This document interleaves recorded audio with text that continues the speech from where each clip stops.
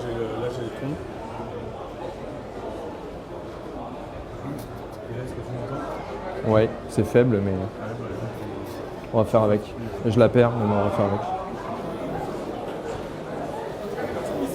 Hein? Non.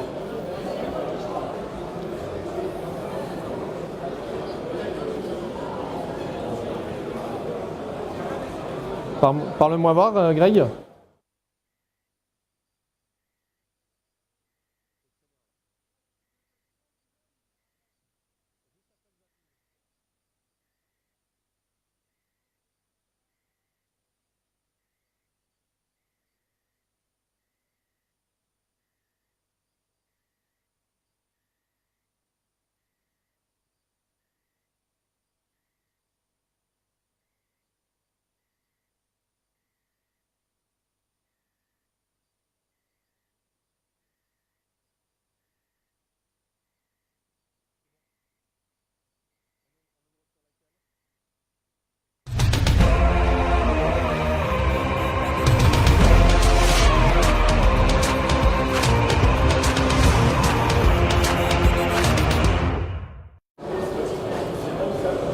Bonsoir à tous, soyez les bienvenus pour le 5e numéro du MAC du Moselle Open en direct des arènes de Metz. Il est 20h02. On débute avec cette mauvaise nouvelle. Si vous nous rejoignez ce soir, c'est évidemment le forfait de Lucas Pouille suite à une blessure ressentie dans le dos. C'était une blessure qu'il avait déjà depuis quelques jours. Eh bien, le joueur a préféré stopper sa participation au Moselle Open. C'est donc Grégoire Barrère qui joue en ce moment même sur le court central face à l'Allemand Matthias Baschinger. Nous souhaitons évidemment un très bon rétablissement à Lucas Pouille et on espère qu'il sera très en forme pour la finale de la Coupe Davis au mois de novembre. D'ici quelques instants, nous allons regarder les résultats de cette journée en images. Nous allons les commenter avec Julien Bouter, le directeur du tournoi, le directeur du Moselle Open. Et juste avant, je vous propose de faire le tour des images les plus insolites de cette journée. Voici le zapping de Patrice Ebianda. C'est parti.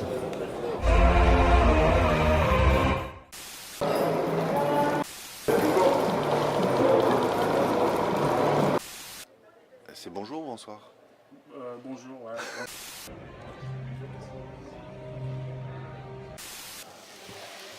On tourne, et voilà. Et on a une crêpe.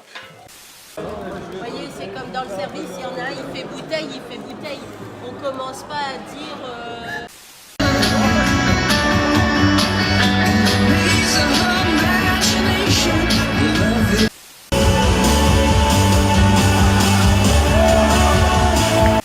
You speak French? You can? Petit peu. Un petit peu. I am the winner. C'est d'aujourd'hui, tu vois. Nous sommes de retour sur le plateau du MAC du Moselle Open en direct des arènes de Metz. Il est 20h04. J'ai le plaisir d'avoir à mes côtés ce soir le directeur du tournoi. Bonsoir Julien Bouter. Bonsoir. Merci d'être avec nous. Ça a été une journée très surprenante. Il y a eu beaucoup de rebondissements. Un petit mot rapidement sur le forfait de Lucas Pouille. J'imagine que c'est une déception pour Lucas qui avait envie de performer ici aux arènes de Metz. Bien évidemment, après un week-end incroyable en Coupe Davis, effectivement, tout le monde l'attendait, que ce soit les fans, les partenaires et autres. Et lui aussi, il avait à charge de vraiment bien jouer cette année. Il y avait eu une petite désillusion l'an passé. Il est venu dans de très bonnes conditions. Et il se trouve que certainement avec la fatigue, le stress et l'enjeu du week-end de Coupe Davis à Lille, il a ressenti une pointe dans le dos et c'était une déchirure a priori, donc il est vite reparti faire des soins et des examens. On lui souhaite évidemment un très bon rétablissement. Julien, je vous propose de jeter un petit coup d'œil aux résultats de cette journée. Regardez le tableau des résultats qui vont apparaître sur votre écran avec notamment Yannick Madden qui a battu Benoît Paire. On le voit 4-6, 6-3, 3-6. On voit également que Berankis a battu Stefano Tsitsipas. C'est une petite surprise, Julien. Oui, c'est le principe du sport. C'est vrai que quand on est dans l'organisation, on fait tout pour organiser l'événement au mieux, c'est-à-dire le plateau, les partenaires, les événements dans l'événement. Mais par contre, il y a une chose qu'on ne maîtrise pas, c'est le côté sportif. Et il faut laisser justement le sport décider de l'issue des matchs. Et c'est très bien parce que ça nous fait découvrir un jeune joueur. Alors automatiquement, Tsitsipas, on est déçu parce que c'était une des têtes d'affiche, un jeune de la nouvelle génération. Il a 19 ans. Il a 19 ans, il est 15e mondial. mais c'était une marche pour lui qui était trop haute aujourd'hui. Et puis ça dénote aussi de la qualité et de la densité de notre tableau. Parce que dès le premier tour, un joueur comme Tsitsipas peut passer à la trappe. Alors, il y a un joueur qui a bien fait de rester à Metz. Julien, vous allez me le confirmer, c'est Yannick Madden qui a battu Benoît Paire. C'est également une petite surprise, on peut le dire. Oui, après on se rend compte que quand même les week-ends de Coupe Davis peuvent être très compliqués pour les joueurs. Ce sont deux joueurs, que ce soit Pouille ou Benoît, ont disputé une rencontre. Il laisse à la fois de l'énergie, mais aussi de l'influx nerveux. Et enchaîner avec une semaine suite à un week-end pareil, c'est toujours très éprouvant et très compliqué. Et on voit que la marche était aussi un petit peu trop haute pour Benoît aujourd'hui, malheureusement. Alors, je vous parlais, Julien, justement de Yannick Madden. Nous avons les images de la victoire de Yannick Madden face à Benoît Paire. Merci à nos confrères d'Eurosport qui nous fournissent les images. C'est donc direction les quarts de finale pour Yannick Madden. Regardez les quelques échanges qui se sont déroulés sur le court central. Les images arrivent d'ici quelques instants. On voit que le match a été très intense, ça a beaucoup joué. Benoît Paire a pourtant envoyé quelques bons services, quelques bons coups, mais Madden a été le plus fort finalement. Oui, il a été le plus fort. C'était en plus un match de créateur avec des points tout à fait exceptionnels. Il y a eu beaucoup de jeux, il y a eu beaucoup d'engagement. C'était rapide. On a vu aussi Benoît très offensif. Certainement aussi un lien avec ce côté physique, peut-être une volonté par moment d'écourter les échanges, mais en face de lui, il avait un joueur extrêmement bien en jambes, avec vraiment des sensations incroyables aujourd'hui. Et on voit cette poignée de main qui est vraiment sincère, révélatrice. franche. Oui, dans le milieu du tennis. L'entente est quand même très très bonne entre les joueurs. Et on voit que l'esprit est vraiment très très bon sur ce Moselle Open. D'autres images concernant la victoire cette fois-ci de Ricardas Berankis face à Stefanos Tsitsipas. C'est une surprise, on vous le disait il y a quelques instants, le score 6-7, 7-6, 6-3. Les matchs ont été extrêmement longs aujourd'hui. On a d'ailleurs pris un tout petit peu de retard sur la journée, je crois. Oui, un petit peu, vous êtes gentil. Là, on est pratiquement à 2 heures de retard par rapport au créneau normal. Mais on va rester un petit peu plus tard que prévu aux arènes, c'est bien. Bien sûr, c'est le principe et la beauté du tennis, c'est que peut-être jusqu'à 11h30 ou minuit, on aura encore du spectacle ici. Oui, ça a été un match très compliqué parce que pendant pratiquement 2 sets, le Grec a mené les combats, il menait 1-7-0 et 5-1 dans le tie-break du deuxième set. Il a même eu une balle de match, mais on voit un joueur avec un comportement, une attitude et une abnégation incroyable qui a réussi à y croire à ce moment-là où quasiment le match était perdu. Et il y a eu encore des rebondissements dans le troisième set. Dans le troisième set, c'était un match vraiment, vraiment fou. Julien, ça nous donne envie de rêver quand on voit ce type de match. On se dit que finalement, Hugo Humbert a sa place pour aller au bout. Est-ce qu'il a le mental pour arriver en finale dimanche ? C'est très très rare qu'une wildcard puisse aller comme ça directement en finale sur un tournoi de l'ATP 250. Est-ce qu'on peut rêver de voir Hugo Humbert dimanche en finale ? Je pense que la journée d'aujourd'hui est un bon signal et un bon repère, c'est que les matchs ne sont pas écrits par avance. Il a eu un premier tour très compliqué parce qu'il joue Tomic, qui était un des meilleurs joueurs de la planète il y a 1 an et demi, 2 ans. Il faisait partie des 20-30 meilleurs joueurs du monde. Il a été blessé. Et là il revient, il a un niveau de jeu qui est incroyable et c'est surtout un des joueurs qui est extrêmement difficile à manipuler sur le court. Et Hugo, avec cette première expérience chez lui, première fois qu'il est dans un tableau d'ATP 250, il a réussi à aller chercher mentalement très très loin de belles ressources pour s'imposer. Et ça a été un réel test. Avec une bonne journée de repos hier, il a réussi vraiment à reprendre d'énergie. Et je pense qu'effectivement, alors il ne part pas favori sur ce match. Mais par contre, il y a un bon, je pense, 40-60 en termes de probabilité. Ouais. Et donc, oui, il a une belle carte à jouer, effectivement, et j'ai quand même assez confiance en lui. Alors, si Hugo se qualifie ce soir, il va jouer Ken Nishikori, la tête de série numéro 1 du tournoi. Est-ce que finalement, c'est pas lui le grand gagnant de la journée sans avoir joué Ken Nishikori ? Il y a eu tellement de forfaits, de surprises. Est-ce que c'est pas finalement tout tracé pour la finale de dimanche pour Kei ? Effectivement, quand on voit les joueurs potentiels de ce tableau, et déjà au moment du tirage au sort, il y a un premier quart où il y a Joe Wilfried Tsonga, où il y a Kei Nishikori, où il y a Hugo Humbert, et dans le quart en dessous, il y a Lucas Pouille. Donc on se dit, oh là là, cette demi va être énorme. Cette demi-partie de tableau va être incroyable. Et au premier tour, Gojovcic, le vainqueur de l'an passé, bat Tsonga suite à un match une fois plus incroyable. Après, c'est un match très tendu. Kei Nishikori a dû puiser quand même relativement profond pour se débarrasser. Et comme on le dit, les matchs Ne se ressemblent pas. Et ne se ressemblent pas et ne sont pas inscrits.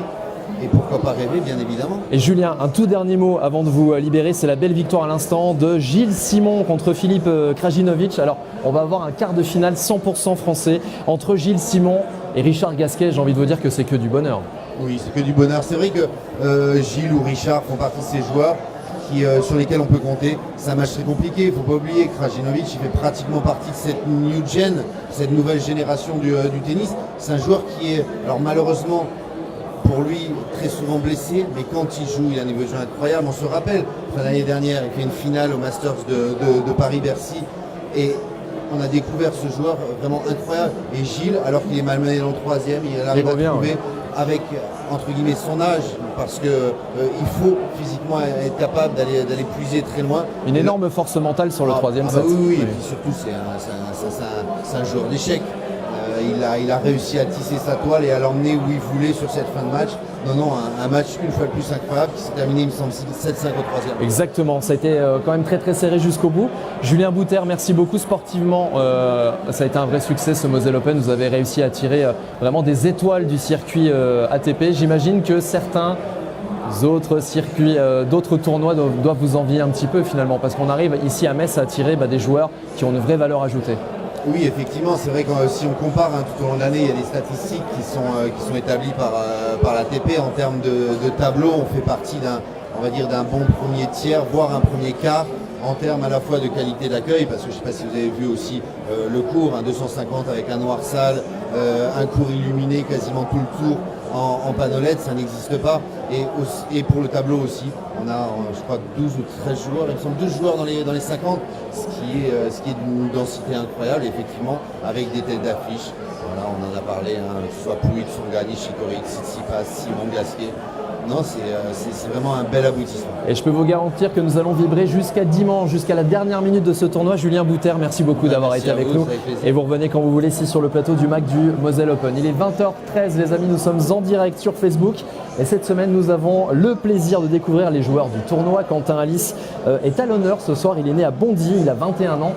Il a atteint la 102e place de l'ATP en février 2018. Quentin Alice, il est considéré comme l'un des tout meilleurs espoirs du tennis français. Et justement, Patrice Mianda l'a suivi pour le MAC du Moselle Open. Regardez.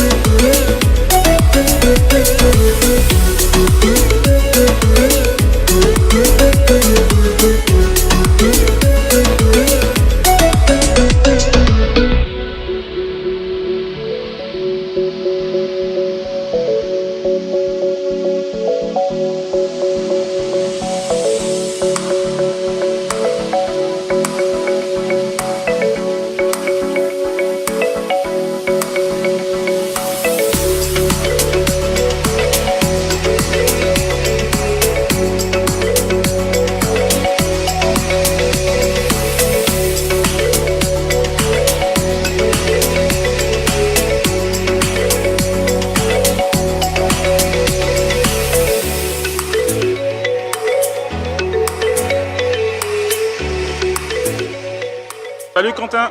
Bonjour. Bon on voit que tu signes pas mal d'autographes là avec les enfants. Ouais, c'est cool, on est mercredi, il y a plein d'enfants, donc c'est génial de pouvoir jouer devant tous ces petits. Et voilà, j'espère que ça va les inciter à jouer au tennis. Est-ce que tu as une signature spéciale pour les signatures, parce que tu dois en faire tellement? Non, c'est mon nom de famille, c'est pas très académique, mais voilà, c'est ma signature. C'est un peu marrant parce que t'es pas très âgé, mais quand tu étais jeune, t'allais demander des autographes de qui toi? Moi, quand j'étais jeune, un des premiers autographes que j'ai, c'est celui de Gaël, mon fils. J'ai eu Marat Safin, mais voilà, c'est sûr que quand on vient sur des tournois comme ça, et on peut avoir l'autographe d'un joueur, c'est toujours un bon souvenir, et j'espère que ce sera des bons souvenirs pour les jeunes. Et là, du coup, au Moselle Open, c'est quoi tes objectifs personnels? Voilà, mon objectif, ce sera d'aller le plus loin possible. Cette année, c'est encore très fort. Mais voilà, prendre du plaisir et voilà, essayer de m'éclater sur le terrain. Et dernière question, T'as visité Metz un peu aujourd'hui? J'ai visité un petit peu Metz hier, voilà, c'est une ville qui est super sympa et jouer en France déjà c'est cool donc voilà, ça fait toujours plaisir.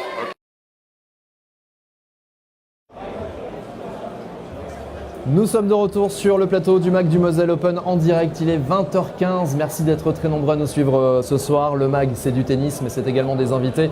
J'ai le plaisir d'accueillir Valentin Fabien qui est avec nous ce soir. Bonsoir Valentin. Hello. Merci d'être là. Alors tu as une grosse actualité puisque demain, enfin ce soir à minuit, c'est-à-dire dans quelques heures, tu vas sortir le nouveau single avec le groupe qui s'appelle Dante. Tout à fait. Alors pour ceux qui ne te remettent pas forcément, tu as participé à la 6e saison de The Voice. Oui.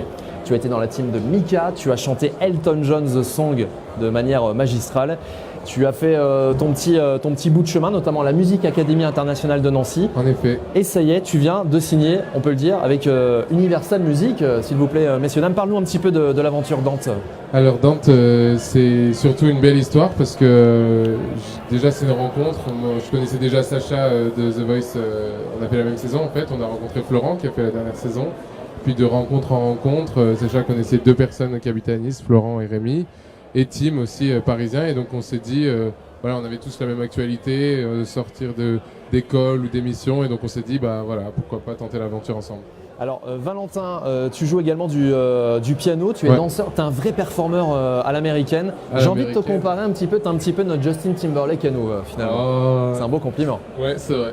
Bon, le single s'appelle Des ombres et des hommes. Vous l'avez déjà entendu aujourd'hui sur Direct FM, la radio numéro 1 dans le cœur des Lorrains. J'imagine qu'il y a d'autres projets, il y a un album. Vous êtes allé enregistrer à Londres, hein, c'est ça? On a enregistré à Paris, mais ouais, l'album est en préparation pour le début de l'année prochaine. Et entre 2 sessions studio, est-ce que tu as le temps un petit peu de regarder ce qui se passe ici aux arènes de Metz? Tu regardes un petit peu du tennis? J'ai suivi qu'aujourd'hui, pour les Français, c'était un petit peu compliqué, mais voilà, j'essaye de faire du mieux que je peux. Bon, allez vite suivre les amis sur les réseaux sociaux, le Facebook de Dante, D-A-N-T-E. Tout à fait. Et tu reviens nous voir quand tu veux ici sur le plateau du MAG. Merci beaucoup Valentin Fabien. Merci. 20h17, vous le savez, le Moselle Open, c'est une vraie fourmilière. Il y a une vie en dehors des cours et surtout, il faut nourrir les joueurs, bien entendu. Aussi les invités, d'où l'importance de choisir un bon traiteur. Grand artisan du goût, Marco Tullio Traiteur, c'est une expérience incontestable pour réussir vos événements. Le dicton préféré du patron Alain Marco Tullio, entre possible et impossible, 2 lettres et un état d'esprit. Je vous laisse découvrir le reportage partenaire de ce jeudi en images.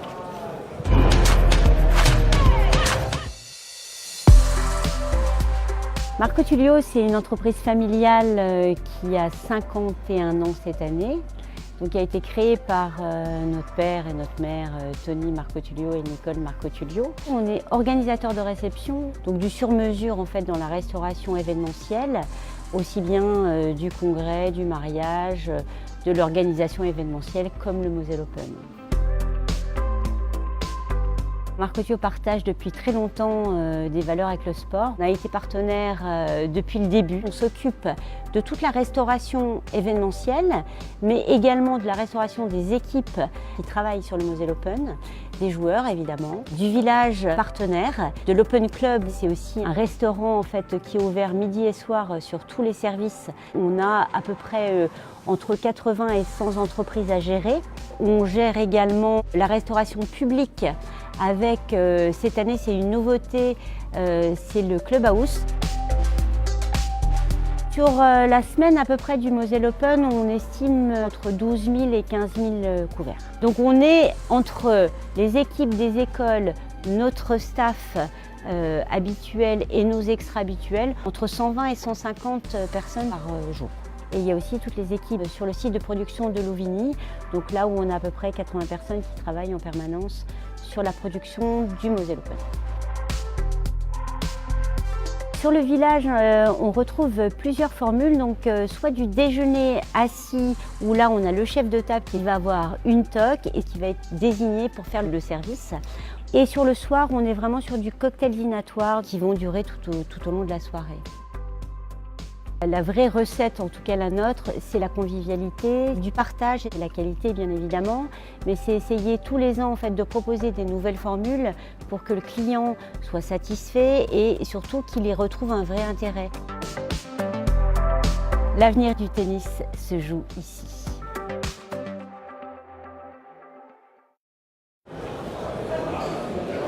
20h20, nous sommes de retour sur le plateau du MAG, du Moselle Open en direct des arènes de Metz. J'espère que vous passez un bon moment. C'est le moment de féliciter notre grande gagnante, celle qui va repartir avec une magnifique affiche à accrocher au-dessus du lit. Il s'agit d'Adriana Lelienne qui remporte l'affiche dédicacée par Stefano Tsitsipas. Il a été éliminé aujourd'hui, mais ça fait un très très beau souvenir. Voilà une jolie affiche pour Adriana. Alors vous le savez, pendant le Moselle Open, certains sportifs se lâchent un tout petit peu parfois sur les confiseries. Et nous avons un scoop. Vous allez découvrir les plus gourmands de ce Moselle Open en images. Il y a des petits scoops. Regardez, c'est croustillant.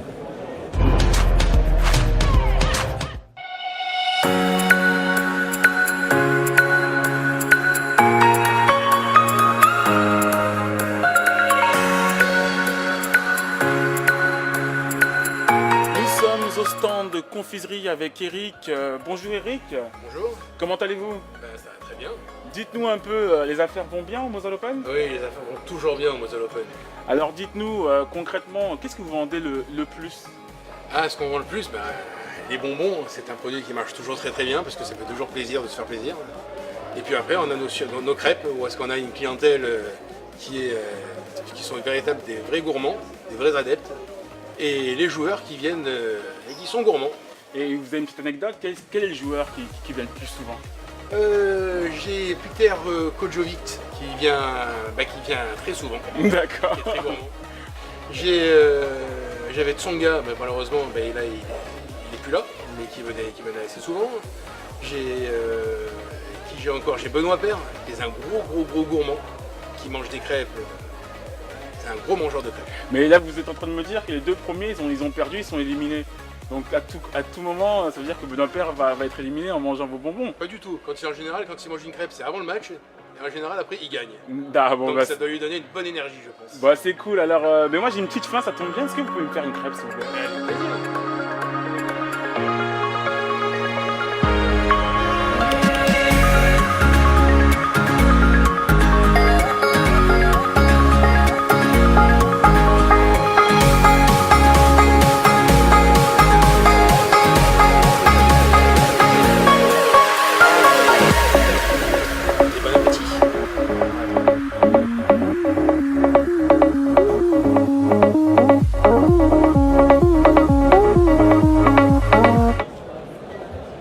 Et ils ont bien raison de se faire plaisir avec une bonne crêpe parce qu'il n'y a rien de meilleur. On est bien d'accord. On fait le point sur les derniers matchs à jouer ce soir aux arènes de Metz. Sachez que pour l'instant, Grégoire Barrère, le lucky loser qui donc profite, entre parenthèses, entre guillemets, du forfait de Lucas Pouille, est mené 3-0 face à Mathias Bachinger. Et puis il reste évidemment le match que tout le monde attend, le match entre Hugo Humbert et Nicolas Basilashvili. Ce sera donc, a priori, si tout va bien, en fin de soirée. J'espère que vous avez passé un très bon moment avec le MAG du Moselle Open. J'embrasse toute ma team de cucurbitacées qui m'accompagne chaque soir ici. Ce sont les meilleurs, je les embrasse. Boris de l'agence Speedy Richie Nylon, Grégory Retter de Y.Vision pour les images et le son de qualité. Je vous embrasse. D'ici là, portez-vous bien et à demain les amis. Bye bye. Bisous.